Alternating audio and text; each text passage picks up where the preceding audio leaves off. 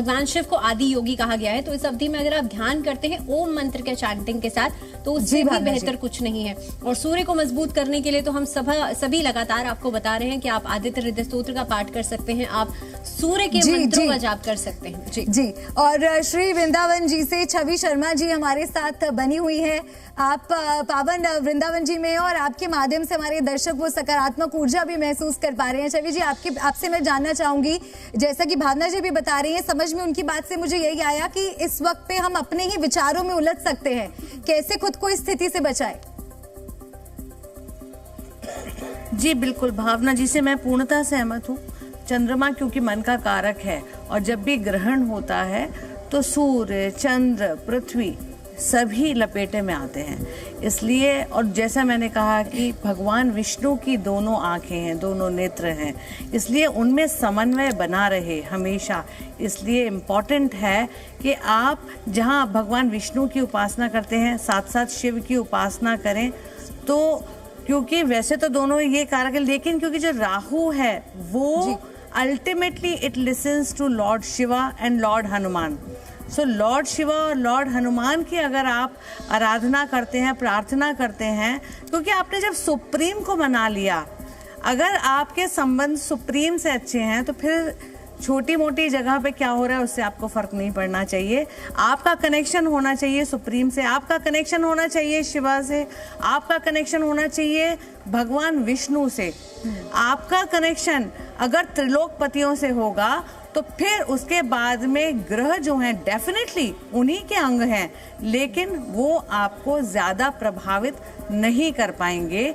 इसीलिए ये बहुत इम्पॉर्टेंट है कि आपका कनेक्ट वहाँ रहे। और जैसा कि हमारी ये चर्चा चल रही है कि कैसे इस चीज़ को हम अपने घर में रखें, कैसे अपने बच्चों को सिखाएं, ये इम्पॉर्टेंट है कि जो हम करते हैं। प्रतीक जी से मैं पूर्णतः सहमत हूँ। उन्होंने कहा पिछले जंक में कि जो बच्चे वही करते हैं जो देखते हैं, इसलिए आप अपने घर में ऐसी प्रैक्टिसेस रखिए जो बच्चे देखते हैं कि उनके घर में उठ कर के सुबह उनके माता पिता नमन करते हैं, या जब भी कभी कोई परेशानी होती है तब वो कैसे उसको भगवान से अपनी साधना को कनेक्ट करके भगवान से कनेक्ट करके उस चीज़ को साध लेते हैं। वो व्यथित नहीं होते, वो व्याकुल नहीं होते। जब बच्चे बचपन से देखते हैं, सीखते हैं, तो बच्चे भी इस चीज़ को अपने ऊपर इम्प्लाई करके अल्टीमेटली प्रोग्रेस करते हैं। क्योंकि सक्सेस जहाँ जहाँ हैम्पर होता है वहाँ वहाँ सूर्य इम्पॉर्टेंट होता है, और जहाँ जहाँ हमें लगे कि सूर्य की आराधना, सूर्य की साधना, अपने पिता से जो सारे जितने भी पैनलिस्ट हैं वो सब बहुत अच्छी अच्छी बातें बता रहे हैं हमें कि हमें पिता से जो सपोर्ट मिलता है वो हमारे अल्टीमेटली सक्सेस के लिए बहुत इम्पोर्टेंट है। जब भी कभी आपको लगे कि कोई काम नहीं बन पा रहा, तो सिर्फ इतना करना है कि आपको अपने पिता का सपोर्ट चाहिए। जब भी कभी आपको लगे कि आपका मन असंतुष्ट है, आप व्यथित हैं, आप इमोशनली स्ट्रांग नहीं हो पा रहे, उस समय आपको सिर्फ चाहिए अपनी माता की एक हक। आप अगर सिर्फ अपने माता जी को जा करके प्रणाम करें, प्रेम करें, और अगर आपके माता से संबंध अच्छे हैं तो यकीन माने जिन लोगों पर को माता का सुख होता है वो आजीवन सुखी रहते हैं, और जिनको पिता का आशीर्वाद रहता है वो हर हाल में सक्सेसफुल रहते हैं। इसी तरह से शास्त्रों में इन्हें चंद्रमा का सुख और सूर्य का सुख माना गया है, तो इसको आपको ध्यान रखना है। जी छवि जी, बहुत सुंदर बात आपने। बाकी मेरी माला बन के तैयार है। धन्यवाद जी। राखी जी, जैसे बोलते हैं ना कि उबलते हुए पानी में परछाई नहीं दिखती, वैसे ही परेशान चित्त से कभी समाधान नजर नहीं आते हैं। और आप सभी पैनलिस्ट की जो मैं बातें सुन रही हूँ और जितना मैं समझ पाई हूँ कि कहीं ना कहीं हम विचलित रहेंगे, परेशानियां ये वक्त लेकर आने वाला है। ऐसे में अपने आप को मानसिक तौर पर कैसे मजबूत कर सकते हैं? मल्लिका, सबसे पहले तो ओए होए, सब अच्छा है, अच्छा ही होगा, और पॉजिटिव सोचें। Why not we start this, हम ही शुरू करते हैं। मल्लिका जी, मैं आपको एक बहुत प्यारा ना एग्जांपल देती हूँ। मैं जब कॉलेज में पढ़ती थी तो मैं अपनी एक फ्रेंड के घर गुजरात गई।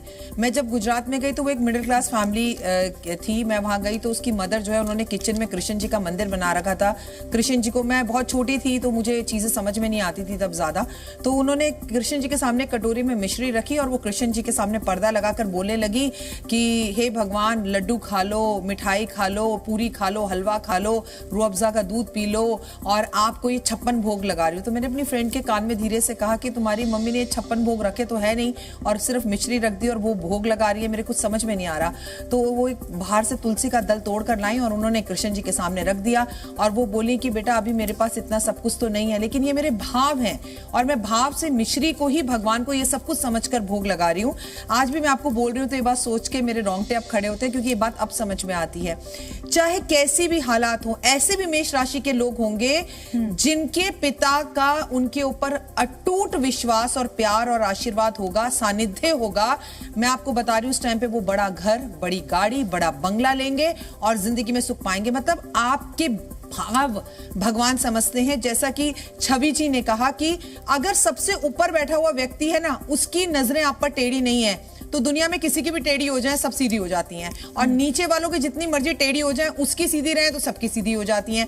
तो भगवान से कनेक्शन जोड़कर रखिए, माता पिता की सेवा कीजिए, इस वक्त अच्छे विचारों को मन में लेकर आइए और कोशिश कीजिए कि सुबह उठकर आप रोज सूरज को उठाएं।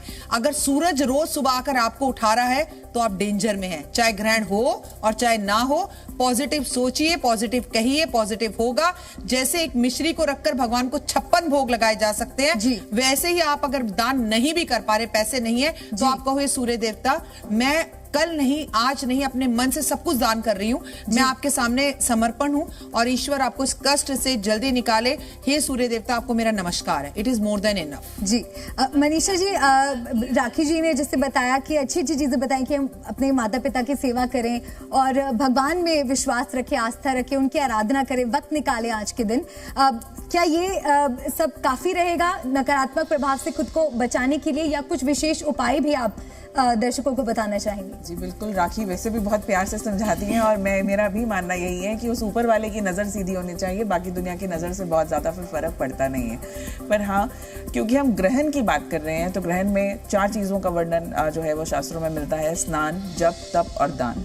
स्नान हम सब यहाँ हैं, अगर आप घर पर हैं तो आप थोड़ा सा जो है वो अपने नहाने के पानी में पवित्र जल जो है वो मिलाकर नहा सकते हैं। नहीं मुमकिन है तो आप अगर जो है वो अपने साथ, अगर आप काम पे जा रहे हैं तो आप थोड़ा सा गंगा जल या कोई पवित्र जल कैरी कर लीजिए। ग्रहण के समापन के बाद अपने ऊपर आप उसका छिड़काव कर सकते हैं।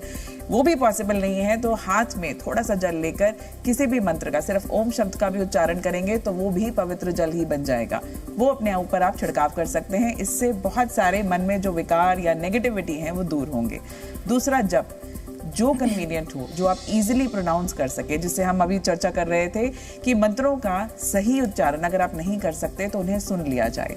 1 सेकंड हो, 1 माला हो, आप जितना कर सकते हैं पूरे फोकस के साथ वो जाप कीजिए। तपस्या बहुत बड़ी है। इस दौरान हम फोकस अगर ईश्वर पे नहीं कर पा रहे हैं तो कम से कम कर्म जो है वो इस तरीके से कर सकते हैं कि आप जो है वो किसी से अपशब्द ना कहें, किसी से नाराज ना हो, किसी को जो है वो गुस्से में जो है वो ना कहें, सबके लिए अच्छा करें, अच्छा सोचें। इस दौरान तो करें ही, लगातार भी उसकी बात करें। लास्ट है दान। सूर्य से जुड़ी चीजों का जो दान किया जाए, जैसे कि गेहूं है, गुड़ है, तांबे के बर्तन है, जरूरतमंद को अगर दान दिया जाए तो ये जरूर लगता है, क्योंकि सूर्य जो है वो हृदय के भी कारक है। और इस दौरान जब हम पहले भी बात कर रहे थे तो कहीं ना कहीं हार्ट रिलेटेड इश्यूज की ग्रोथ जो है वो हम देखेंगे कि हार्ट रिलेटेड प्रॉब्लम जो है वो लोगों को ज्यादा तंग करेंगी। तो कहीं ना कहीं अगर आप किसी की इलाज की फीस से मदद कर देते हैं, ये सबसे बड़ा उपाय होगा। दवाइयों का दान आज करते हैं तो बहुत ही शुभ रहेगा। Zee News.